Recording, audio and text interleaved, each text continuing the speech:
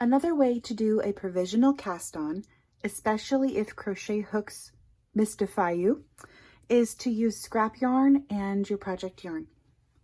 You'll start with your scrap yarn and you're going to cast on the number of stitches that you need, but you're going to use a backward loop cast on. So I started with a slip knot, but I'm going to use a backward loop cast on because it's very simple. There's not a lot to it as far as yarn goes, so it's easy to pick out. So I'm going to backward loop cast on, and to do that, I wrap the yarn, kind of make a loop with my yarn like this, and I put that loop on the needle. And a lot of us learned this as our actual cast on method. It's not a very good cast on as far as being useful for things like sweaters and shawls, because the minute you pull into this stitch, it tightens the next stitch. And then you pull into this one and it tightens the next one. So it's not an elastic cast on, and it's sort of a frustrating cast on to work into the first row. But there's not much to it, which makes it great for provisionals. So I'm going to wrap the yarn around my finger, and then I'm going to twist it and put the loop on backwards. You can also imagine this like a yarn over, but a yarn over that's been twisted so that the loop is coming kind of like a figure 4, like this. So some other ways to see it. You can take your fingers with your thumb behind you and pick up the yarn and twist it. That would be counterclockwise. So you take your pincher fingers, turn them upside down so the fingers are towards your body and your thumb is away from you. Grab the yarn, rotate your hand up, and that's your loop. So that's one way of doing it. You can just, now I can't remember how I used to do it. Okay, you can take your pointer finger with it behind the yarn and twist your hand forward, and then put your needle tip in there. So I'll show that one again. You're going to grip the yarn, pull up your index finger and roll it toward your work, and then stick your needle tip in. So you lift your finger and roll it in and scoop the stitch. Finger, so the yarn's coming through your fist. Your index finger goes up. You can roll it toward you and pick up that stitch. So that is the backward loop cast on. And you're going to backward loop cast on as many stitches as you need for your project. So if you have 100 stitches in your project, backward loop cast on 100 stitches. After casting on, I knit down across my cast on stitches, and then I purled back.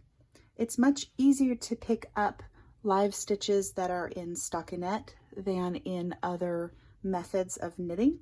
So make sure that you work your scrap yarn in stockinette, knit the front and purl the back. And then when you join your new yarn, you can go ahead and work in pattern.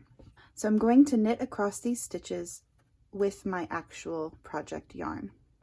And the first stitch will feel loose, so I'll just give those tails a tug to tighten them down.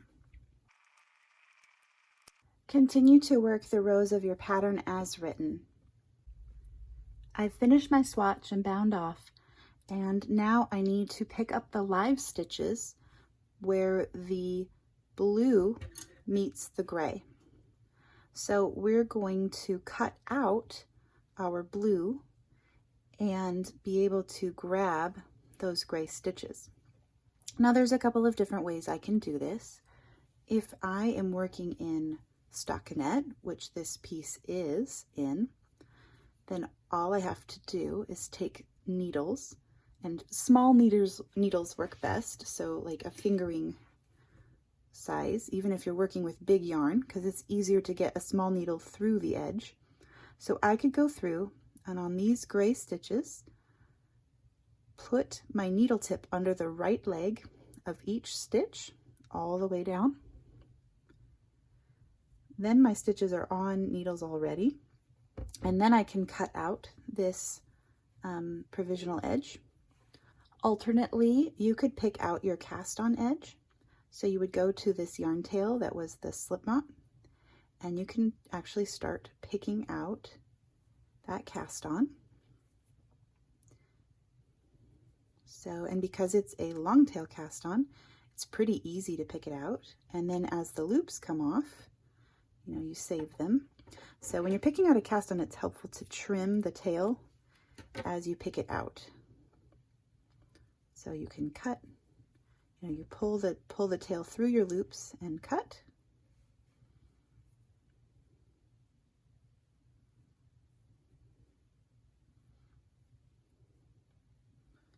And this again shows you why the backward loop cast on is so effective as a long tail cast on, because you see our loops are just really pretty and perfect right here.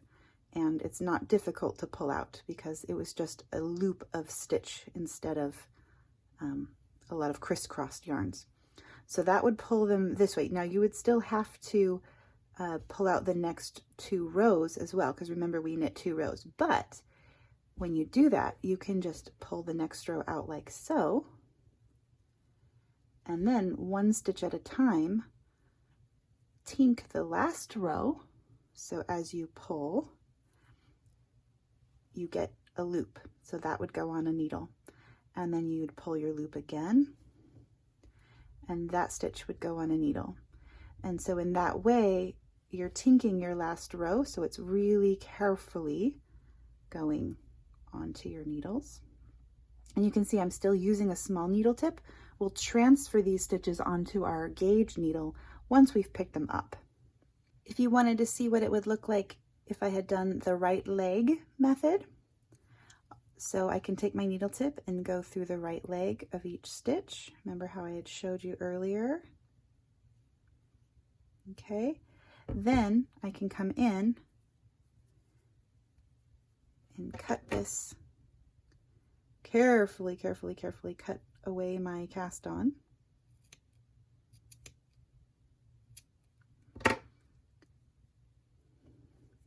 And then I just pick out those ends. And you can see my needles, when I pick out the ends, the stitches are already on my needle tips, so I don't have to transfer them over. So those are the 2 ways that you would take off this provisional cast on, using the backward loop method and knitting a few rows.